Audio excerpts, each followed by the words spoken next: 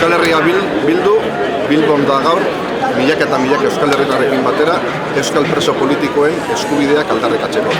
Hori baita gure ustez, gatazka politikoaren ondorioen konponbidean aurrera egiteko biderik hoberena.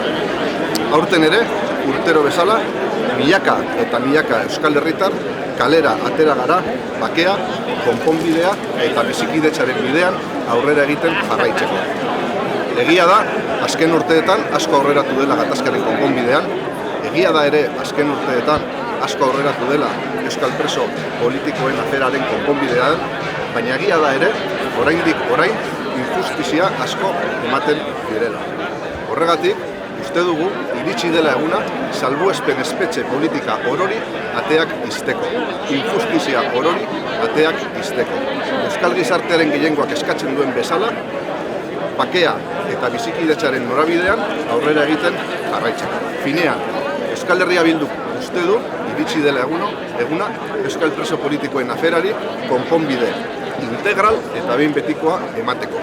Euskal Herriak merezi du preso politikorik gabeko agertoki bat.